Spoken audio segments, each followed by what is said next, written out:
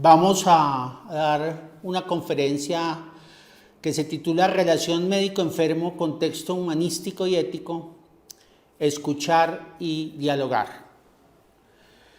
Lo primero que quisiera recordarles es que en las esferas de la relación médico-paciente uno puede perfectamente hablar de 4 esferas: la esfera ética y deontológica, la esfera normativa burocrática, la esfera humanista y antropológica y la esfera legal. Parte del problema contemporáneo de una relación médico-paciente en la cual los enfermos, los pacientes, se quejan a veces de sentirse no muy bien tratados o salir con satisfacción de un consultorio, radica en buena parte en que las esferas de la relación médico-paciente han terminado por tener solamente un contexto legal. ¿Qué puedo hacer o qué no puedo hacer desde el punto de vista de la legalidad y de la ilegalidad? Y en un contexto normativo o burocrático. Todos sabemos que ejercemos hoy la medicina en estructuras sociales, pertenecemos a instituciones, en servicios de urgencia, etcétera, y la medicina del paciente que escoge su médico y el médico que en un momento dado sabe cuál es su paciente, ya es un caso bastante difícil de encontrar, escaso de encontrar. El componente ético y deontológico y el componente humanístico y antropológico deben volver a ser muy importantes en el acto médico, en la relación médico-paciente, y con esto no quiero decir que signifique que no vamos a contar con el contexto legal o normativo, pero que actuar ante todo desde el punto de vista del contexto humanístico es actuar dentro de estas esferas, no en hago algo porque me toca, no en hago algo porque es legal, sino en hago algo por convicción y beneficio de mi paciente. Este es Pedro Laín Entralgo, extraordinario médico humanista, profesor de Historia de la Medicina de la Universidad Complutense durante buena parte de la segunda mitad del siglo XX. Y este libro que escribió, La relación médico-enfermo, cuya primera edición salió en el 1964, esta corresponde a la segunda edición. Aquí Laín Entralgo hace tal vez el trabajo más serio, escrito en español, de qué ha significado la relación médico-paciente de acuerdo a los distintos modelos históricos. Entonces él habla de la relación médico-paciente en la Grecia clásica, después en Occidente a través de la Alta Edad Media, después en el Renacimiento hasta llegar al siglo XX y a la llamada medicina moderna. Y quizá la síntesis y el núcleo de su reflexión filosófico-ética sobre la relación médico-paciente está expresada en este concepto.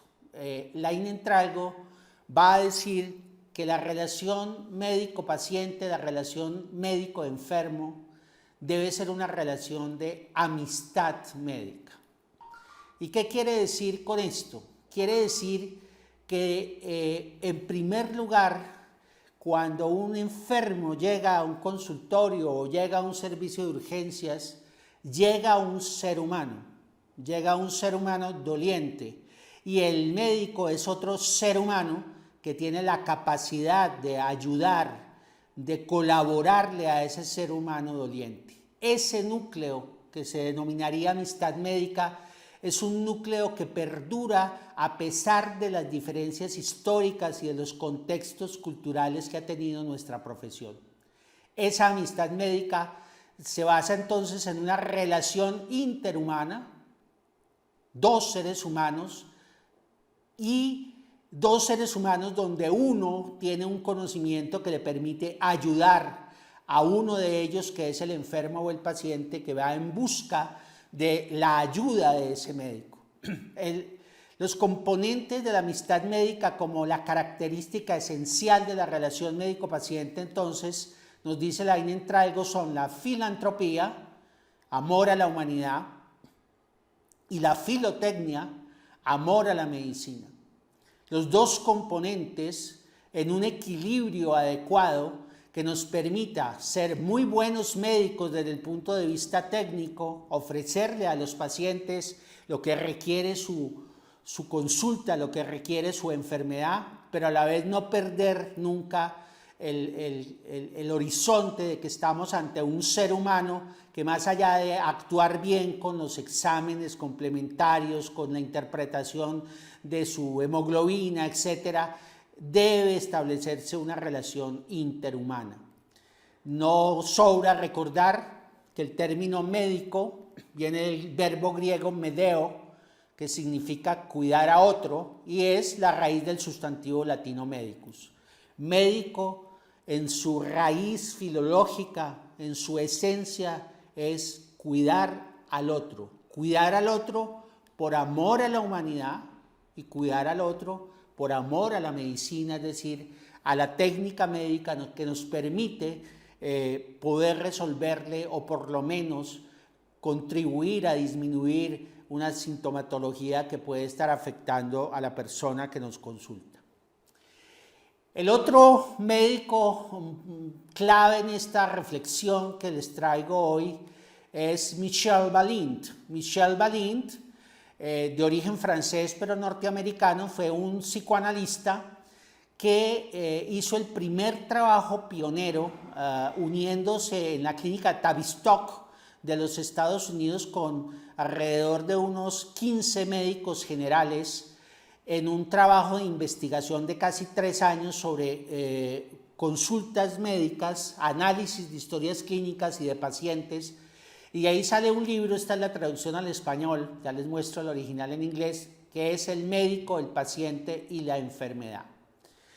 En este libro, esta es la edición en inglés, Valint revoluciona la concepción de la relación médico-paciente en una época que ya la tecnología a mitad del siglo XX empezaba a ser predominante sobre otras formas de relación médico-paciente. Y en el prólogo a este libro va a decir esto, que me permito leerlo con ustedes porque es de un inmenso valor. Dice Valint: la discusión reveló muy pronto que la droga más frecuentemente utilizada en la práctica general era con mucho el propio médico, es decir, que no solo importaba el frasco de medicina o la caja de píldoras, sino el modo como el médico las ofrecía al paciente, en suma, toda la atmósfera en la cual la droga era administrada y recibida. Valint, con esta investigación de campo, demuestra que la diferencia en muchas ocasiones, o casi en todas las ocasiones, en que un paciente salga satisfecho y además termine recibiendo el tratamiento de buena gana y cumpliendo las recomendaciones de su médico y sintiéndose o curado o aliviado, no estaba en la fórmula en sí, porque la fórmula era la misma para patologías similares por parte de todos los médicos que tenían la formación. La diferencia estaba en el médico. La diferencia estaba en generar una relación médico-paciente donde para ese enfermo, el médico, ese médico, si enviaba esa droga, lo iba a curar o lo iba a mejorar porque confiaba en él. Miren ustedes la importancia de esta investigación, que llevó incluso a generar en las políticas curriculares de las facultades de medicina norteamericanas una profunda reflexión sobre que no se podía perder el vínculo que antaño tenían los médicos de familia, el vínculo de un humano que consultaba y otro humano que tenía un saber técnico.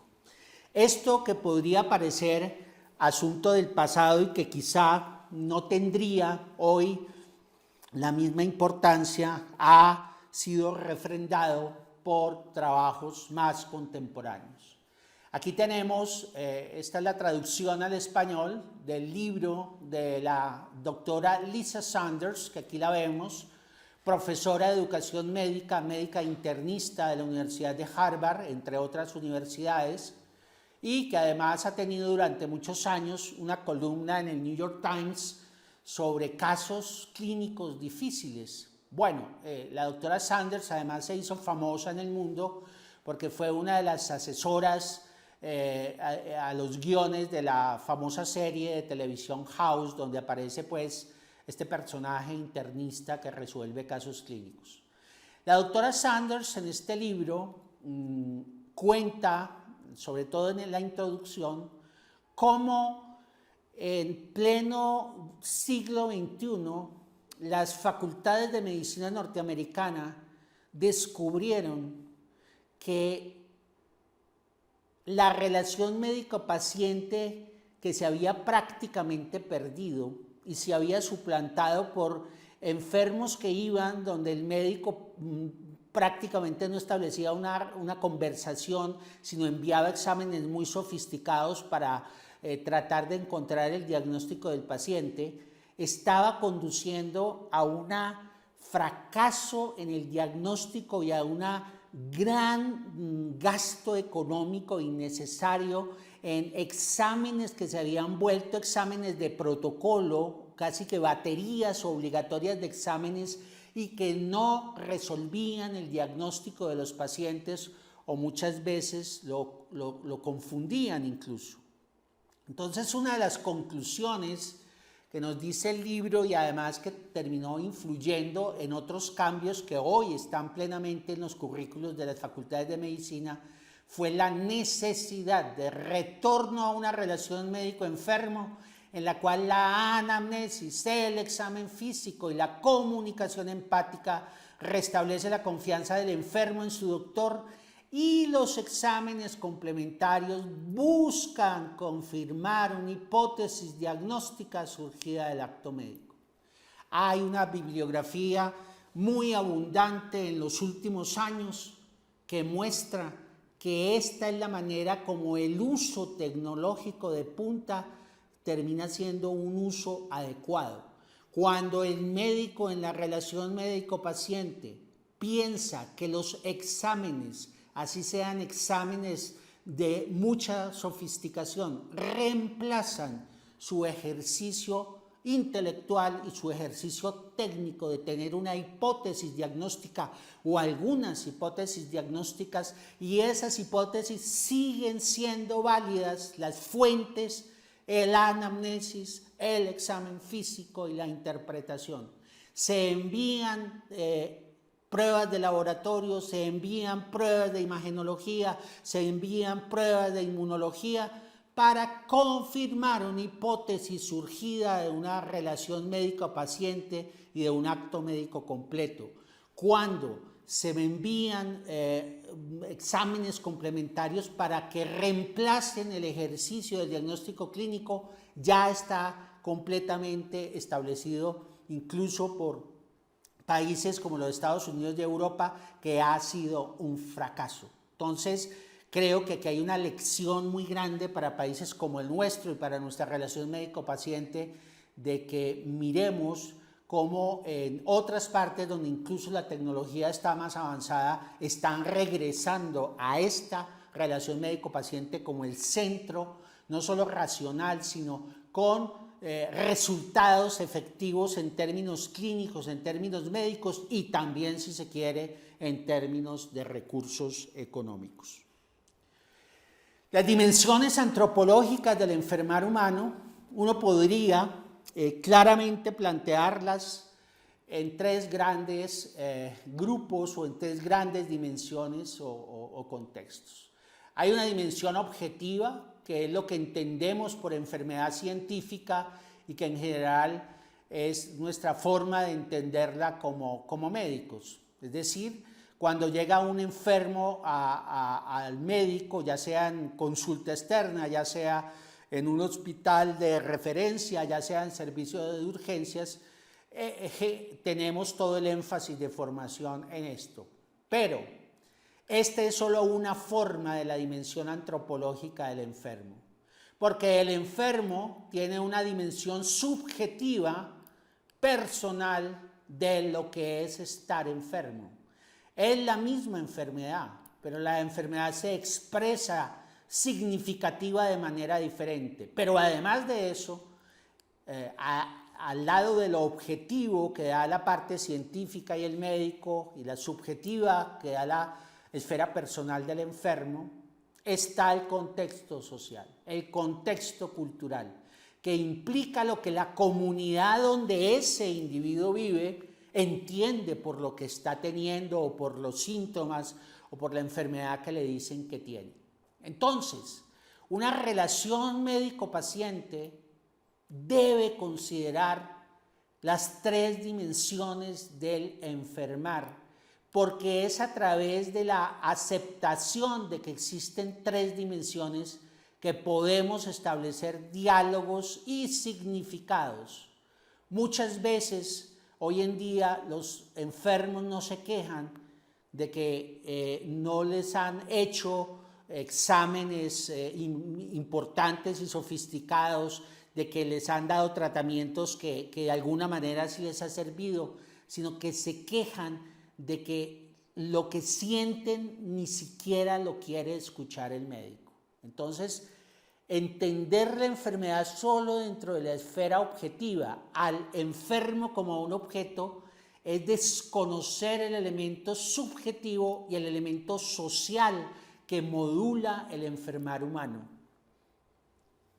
Esto lo podemos sintetizar entonces en las palabras que en inglés son claras. La disease es la patología como tal, la esfera objetiva científica, lo que se tiene desde el punto de vista médico estricto, el illness, el padecimiento, lo que se vive, y el sickness, la enfermedad en un contexto de tipo social. ¿Qué pasa muchas veces con entidades que todos conocemos los médicos como la hipertensión esencial? Ustedes saben que muchas veces nosotros tenemos unos criterios objetivos, sabemos que ese individuo, esa cefalea leve o cierto malestar, es lo que hemos encontrado es una hipertensión esencial, que debemos enfatizar en que el enfermo reciba la droga para evitar pues el compromiso de órgano blanco. Pero si no logramos comunicarnos con la esfera subjetiva del paciente y con el contexto social, es decir, que eso que llamamos hipertensión esencial tenga también un eco, un significado en la subjetividad del enfermo y en el contexto social donde vive, es muy posible, como pasa todos los días, que no se toman la droga, que no entienden que tienen hipertensión porque entre comillas no sienten nada. Entonces, el diálogo entre la esfera estrictamente científica, objetiva de la enfermedad, subjetiva y el contexto social es esencial en la relación médico-paciente. De allí lo que dije al principio de la conferencia, la esfera humanística y antropológica tiene una profunda relación con la esfera ética y deontológica y por supuesto con la esfera científica y con la esfera normativa. ¿Cómo establecemos una relación médico-enfermo adecuada? Aquí hay una serie de detalles y lo primero que quiero recordar es lo siguiente: esto que les voy a mostrar y la reflexión que voy a hacer está pensada en la vida real, no en una relación utópica, es decir, en la media hora o 25 minutos que cualquier médico de Colombia tiene en general en promedio para atender un paciente. Hay que saber usar el tiempo y sobre todo hay que tener actitud. No se puede establecer una relación médico-enfermo interhumana como lo vimos, que es el planteamiento de Leinentrailgo o el planteamiento humanístico de Balin, si no reconocemos al otro, es decir, al enfermo, como un igual, como otra persona. Es persona. Y en el momento de ser persona, el acto médico inicia con una comunicación preverbal e inicia con la mirada. Cuando entra el enfermo al consultorio hay que mirarlo y además saberlo mirar. Una mirada que incluya calidez, benevolencia, respeto, Ya en ese contacto preverbal, el enfermo siente que es tratado como un igual. Solo miramos a los ojos a los iguales y solo conversamos mirando a los ojos a los iguales, a los que consideramos iguales. Uno de los motivos de queja que se conocen en los estudios de sociología médica y antropología médica, hay algunos colombianos, hay latinoamericanos y también hay europeos, es que muchas veces los enfermos salen indignados porque durante los 25 minutos o 30 minutos que estuvieron en el consultorio, el médico jamás los miró. Les preguntaba y estaba escribiendo en el computador, pues, para la historia clínica que queda digitalizada, y jamás los miró. Es imposible establecer una relación médico-paciente cuando el médico ni siquiera mira a su enfermo. Entonces, lo primero empieza por esto. E idealmente debería haber un saludo, y un saludo que tenga que ver con la mano. Pero bueno, a veces incluso las circunstancias espaciales no hacen fácil esto, pero esto es una situación de actitud. Estamos hablando del núcleo de llevar a la práctica la relación médico-paciente, donde el ser humano es realmente tratado como persona. También la comunicación preverbal, la misma actitud postural, interés, atención, concentración, porque es clave que al principio quien hable sea el enfermo. El médico debe dejar hablar al enfermo siquiera, sin interrumpirlo durante 2 minutos o 3 minutos. No es imposible. Es perfectamente posible, incluso dentro de el corto tiempo que tenemos en la vida real para la atención. Esto es fundamental. Cuando el médico se trae sus problemas personales o está cansado o está aburrido al consultorio, de entrada ya no hay forma de establecer una relación médico-paciente, porque es fundamental que el paciente, el enfermo, sienta que hay un interés genuino por parte del médico. Viene la comunicación verbal, el interrogatorio, la indicación, la orientación. En general sí se ha dado eso tan elemental pero tan profundo, que son los detalles de haber mirado y de haber escuchado durante 2 minutos, 3 al paciente sin interrumpirlo. Ya después podemos usar nuestra técnica de anamnesis, preguntar cosas muy específicas, no dejar que el paciente divague. Pero los primeros 2 minutos o 3, repito, hay muchos estudios que respaldan lo que yo estoy diciendo acá, son fundamentales para establecer una adecuada relación médico-paciente y para generar lo que ahora les voy a mostrar que genera. Palabras prudentes y pensadas. Nosotros debemos recordar que las palabras cuando estamos en el acto médico son palabras casi que contundentes. Nosotros, los médicos, no podemos opinar en el acto médico, tenemos que conceptualizar y tenemos que saber hablar y ser prudentes y pensar. Los caricaturistas han hecho maravillas con formas inadecuadas del médico al hablar, por ejemplo. Esto que es un buen chiste, lamentablemente lo vemos. A veces decimos cosas que no tienen sentido común. No se nos olviden que los enfermos no saben medicina, pero eso no significa que no tengan la capacidad de entender lo que estamos hablando, ¿cierto? El dolor derecho de su pierna derecha es por la edad, dice, pero la izquierda no me duele y también tiene la misma edad. O esto, que es una queja muy común, ¿no? Que lo expresa aquí el caricaturista. Le dieron un regalo no en el día del médico, sino en el día del veterinario. Y aquí quiero hacer un comentario importante. En la Grecia clásica habían 2 tipos de médicos, los médicos de hombres libres y los médicos de esclavos. Y la diferencia fundamental era que los médicos de hombres libres hablaban con su paciente, trataban de que entendieran qué tenía y por qué le enviaban el tratamiento. Los médicos de esclavos escribían una fórmula y jamás le hablaban al paciente. ¿En qué hemos convertido la relación médico-paciente hoy? ¿En médicos para seres humanos libres o para esclavos? Y esa es una reflexión muy importante.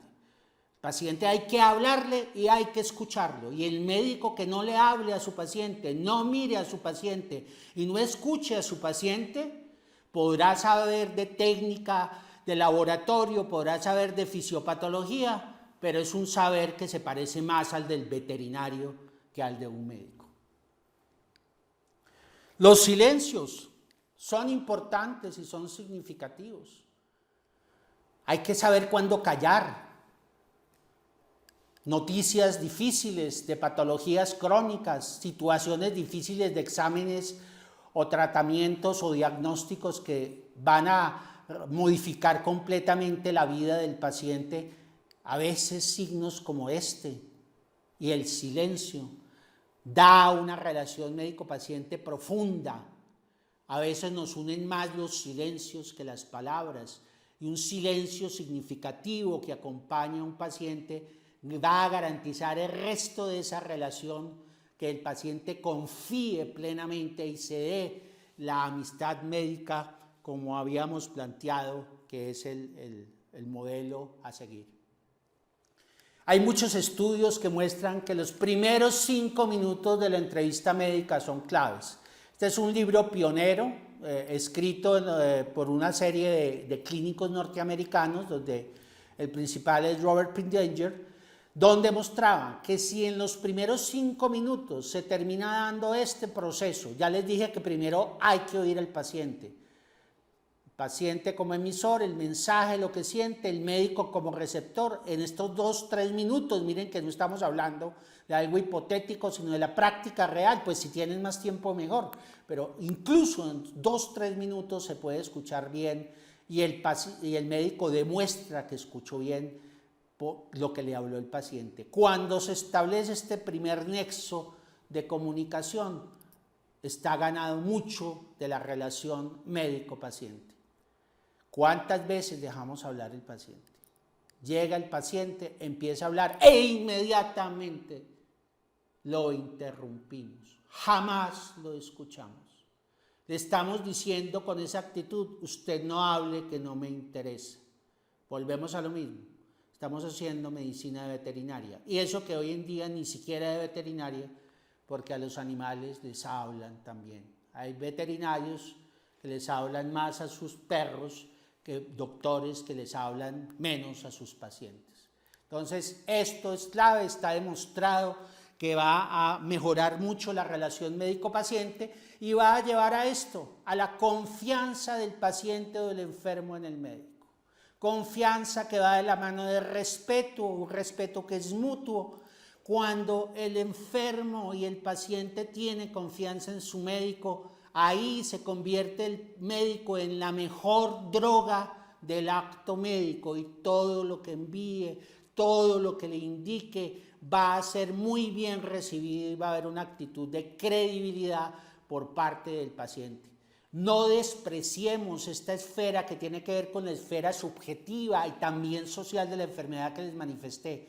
Hoy en día la gente no se queja de la capacidad técnica de la medicina científica, se queja de la incapacidad humanística para comprender la dimensión subjetiva y social de la enfermedad. Muchos de los charlatanes, entre comillas, o médicos alternativos, entre comillas, yo no me quiero meter con ese tema, funcionan es porque suplen la ausencia de que les hablan a los pacientes y los escuchan, y eso basta para que a veces, sin tener sus drogas realmente un componente científico, farmacocinético que justifique el principio activo, la sola actitud lleva a que el paciente se sienta mejor. Esto lo podemos hacer desde la medicina científica sin lugar a dudas, y además eso va a generar también las confidencias del paciente hacia su médico. El examen físico, ya para ir terminando, debe ser adecuado, pertinente, respetuoso. Debemos hacer examen físico.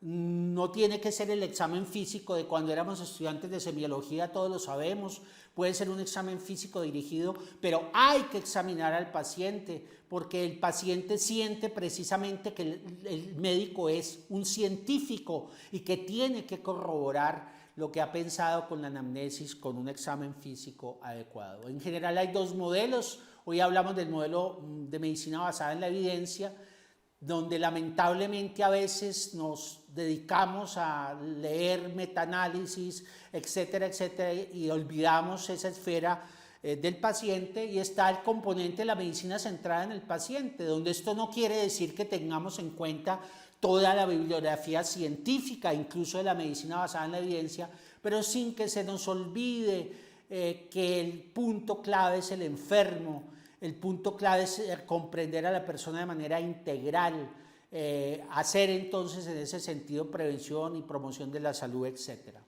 ¿Qué espera entonces el paciente de los médicos? ¿Solo un tratamiento? No, también comprensión, compasión, empatía, ser escuchado, entender lo que se está ocurriendo, comprender las implicaciones familiares y sociales, una interpretación integral de su salud y su individuación, su específica manera de enfermar.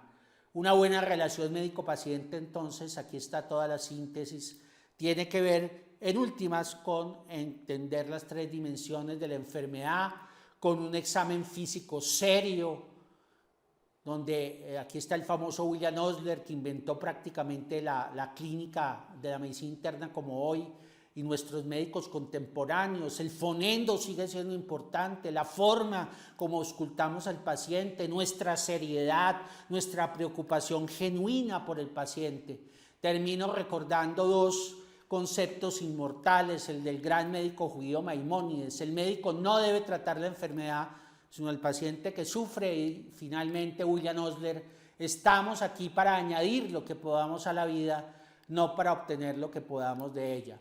Terminaría yo diciendo y recordándole a mis colegas que escuchen estas conferencias lo siguiente: muchas veces para nosotros atender un paciente es una consulta más, y es cierto, a veces estamos cansados, a veces estamos con problemas personales, pero no se nos olvide que para el enfermo esa cita, esa consulta con nosotros le puede cambiar su vida. Tiene toda la expectativa en que tú como médico lo ayudes. En ese orden de ideas, no podemos dejar que nuestra profesión se burocratice, porque cada acto médico es un acto muy especial para la persona que tenemos al frente.